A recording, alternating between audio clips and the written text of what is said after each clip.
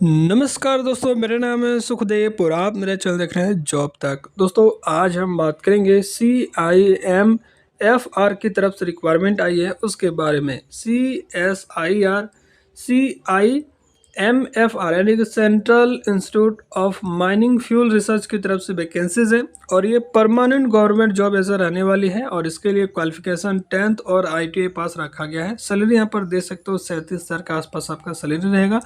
पूरी जानकारी के लिए वीडियो को लास्ट तक जरूर देखें, काफ़ी बेहतरीन रिक्वायरमेंट है। और वीडियो को एक लाइक करें, अपने दोस्तों में शेयर करें, चैनल को सब्सक्राइब करके बेल आइकन को भी जरूर प्रेस करें। तो चलिए वीडियो को स्टार्ट करते हैं। तो जैसा दोस्तों आप यहाँ पर देख सकते हो, ये इसकी ऑफिशियल नोटिफिकेशन है और ये vacancy CSIR central institute of mining and fuel research की तरफ से वैकेंसीज है। वैज्ञानिक तथा औद्योगिक अनुसंधान संस्थान बरवार रोड झारखंड की तरफ से वैकेंसीज है, जो कि हमारे घर से 7 किलोमीटर के आसपास में है। ठीक है, तो ये काफ़ी बेहतरीन रिक्वायरमेंट है। सैलरी वगैरह काफ़ी बहुत ही अच्छा मिलता है और काफ़ी बढ़िया जॉब प्रोफाइल भी इनकी रहती है। ठीक है, और जिसका एडवर्टाइज नंबर यहाँ पर आप रेड कर सकते हो। दोस्तों इसका जो फॉर्म है वो आपका 20 मई से स्टार्ट हो चुका है और 19 जून तक इसका फॉर्म आप भर सकते हैं।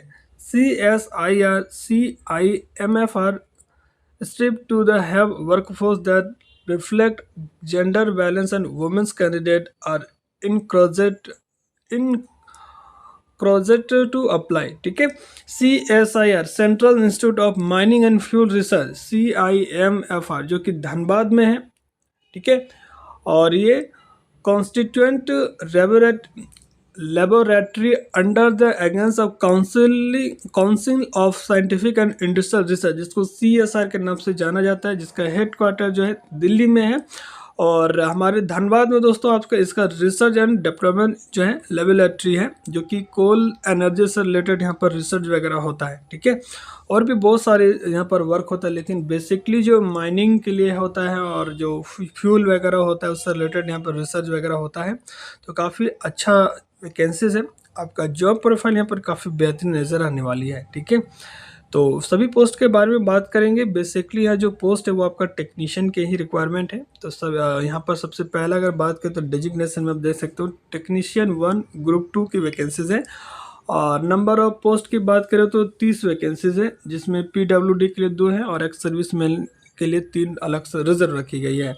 जिसका लेवल जो सैलरी लेवल है वो आपका पे लेवल 2 रहेगा, जिसमें बेसिक 19,900 से रहेगा और लास्ट आपका 63,200 तक रहेगा। लेकिन ये सारी चीज़ें कटने के बाद, सारी चीज़ें इंक्लूड होने के बाद जो एक्सप्रोटली जो सैलरी रहेगा वो पर मंथ आपका 37,000 रुपये पर मंथ रहेगा। ठीक है, एज लिमिट की बात करें तो यहाँ पर जो मिनिमम जो एज है वो 18 साल है और मैक्सिमम जो एज है वो 28 साल है। बाकी ये एज का रिलैक्सेशन आपको मिलेगा, ये आपका जनरल कैंडिडेट्स के लिए है। ठीक है, और जो भी पोस्ट है उसके लिए यहाँ पर अलग अलग क्वालिफिकेशन भी रखा गया है। ऑलमोस्ट सभी के लिए सेम क्वालिफिकेशन है। तो देखिए, जिस पोस्ट के लिए आप अप्लाई करेंगे उसका अलग अलग पोस्ट कोड है। तो सबसे पहले अगर बात करें तो इंस्ट्रूमेंट मैकेनिक की है। इंस्ट्रूमेंट मैकेनिक में टोटल 3 सीटें हैं और इसके लिए क्वालिफिकेशन क्या रखा है, 10th के साथ ITI होना चाहिए इंस्ट्रूमेंट मैकेनिक से। लेकिन आपका 10th में साइंस में आपका एक मेन सब्जेक्ट होना चाहिए। आपने ITI NCVT से कर रखे हो या SCVT से कर रखे हो, अप्लाई कर सकते हैं।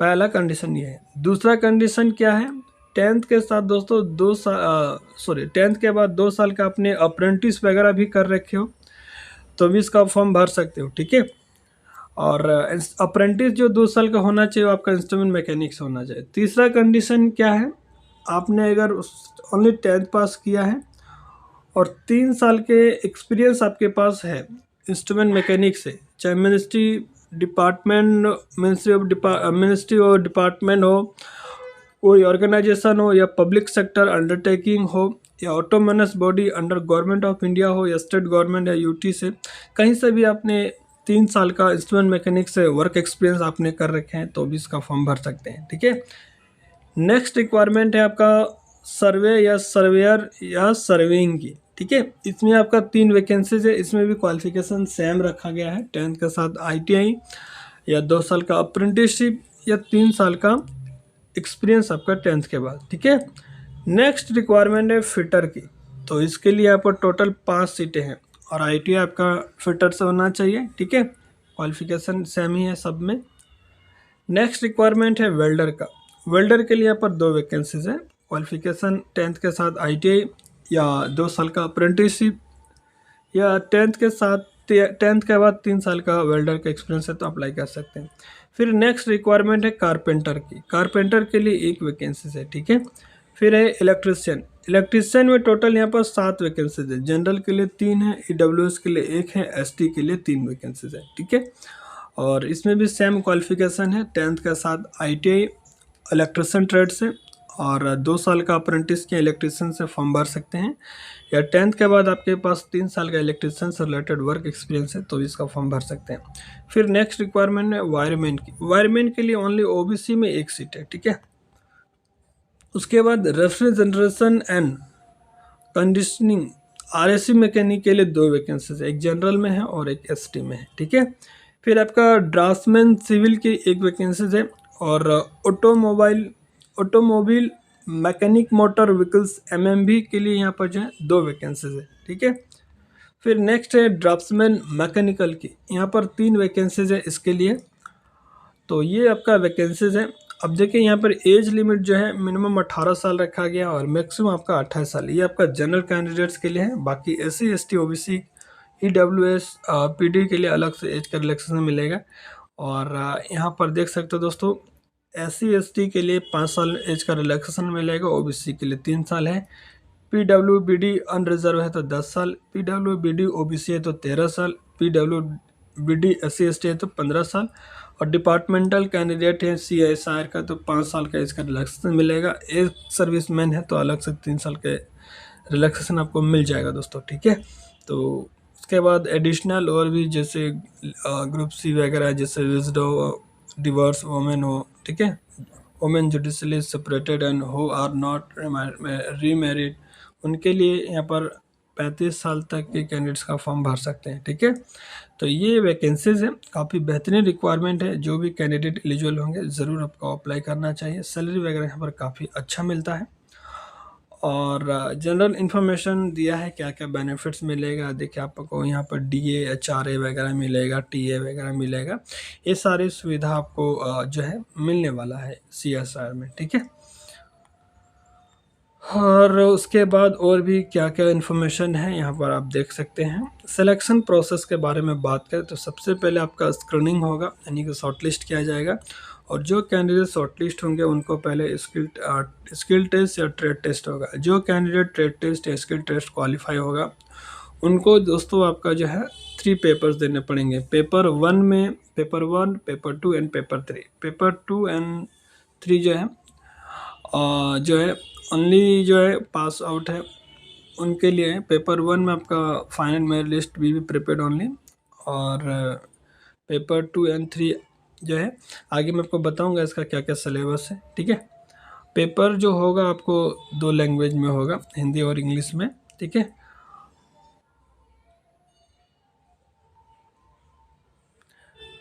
और एग्ज़ाम का जो पेपर जो होगा वो आपका मोड जो होगा वो आपका OMR बेसिस पर होगा, यानी कि ऑफलाइन होगा, ठीक है।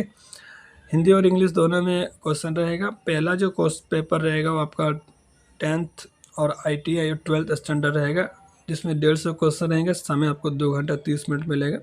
पेपर 1 में आपका 50 क्वेश्चन रहेंगे 100 मार्क्स के, और इसमें मेंटल एबिलिटी टेस्ट रहेगा, जिसमें रीजनिंग वगैरह ऐसा क्वेश्चन रहेगा, और इसमें कोई नेगेटिव मार्किंग नहीं है। पेपर 2 जो होगा आपका 30 नंबर का होगा, 30 मिनट्स का होगा। 25 नंबर आपका जनरल इंग्लिश का रहेगा और 25 नंबर आपका जनरल अवेयरनेस का रहेगा, और सभी में 75-75 मार्क्स के होंगे, और इसमें एक एक नंबर आपका नेगेटिव मार्किंग भी रहेगा। पेपर 3 जो होगा वो आपका कॉन्सेंट्रेट सब्जेक्ट में होगा। जो भी आपका ट्रेड है उससे ट्रेड से रिलेटेड 50 क्वेश्चन रहेंगे 150 मार्क्स के, और इसमें भी एक क्वेश्चन गलत करेंगे तो 1 नंबर कट जाएगा, ठीक है। इस तरह से यहाँ है। आपको अप्लाई कैसे करना है, देखिए इसका जो फॉर्म है इनकी ऑफिशियल वेबसाइट में जाके आपको अप्लाई करना है। 2 वेबसाइट है।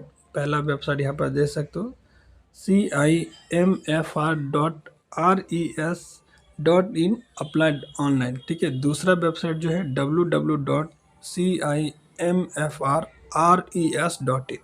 तो दोनों में से कोई भी वेबसाइट से आप इसका जो है फॉर्म भर सकते हैं। पहले आपको ऑनलाइन रजिस्ट्रेशन करना पड़ेगा, रजिस्ट्रेशन करने के बाद इसका फॉर्म जो है आप भर सकते हैं।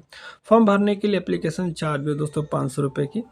बाकी अगर अदर कैंडिडेट हैं तो उनको कोई भी जो है पे आपको कुछ नहीं करना है, बिल्कुल फ्री ऑफ कॉस्ट फॉर्म है। लेकिन अदर कैंडिडेट्स के अगर EWS OBC जनरल कैंडिडेट है तो 500 रुपये का एप्लीकेशन चार्ज भी आपको फॉर्म भरते समय देना है। फॉर्म भरने के लिए एप्लीकेशन चार्ज जो है वो आपका SBI अलर्ट के थ्रू होगा, और step by step application fee कैसे करना है यहाँ पर उन्होंने स्टेप बाय स्टेप दे रखा है। ठीक है, आप इसको फॉलो करके फॉर्म को एप्लीकेशन पे कर सकते हैं। बाकी सारा डिटेल्स मैंने बता दिया है, कोई डाउट है तो कमेंट करके पूछ सकते हैं। मिलते हैं नेक्स्ट वीडियो में, तब तक के लिए टेक केयर। जय हिंद, वंदे मातरम।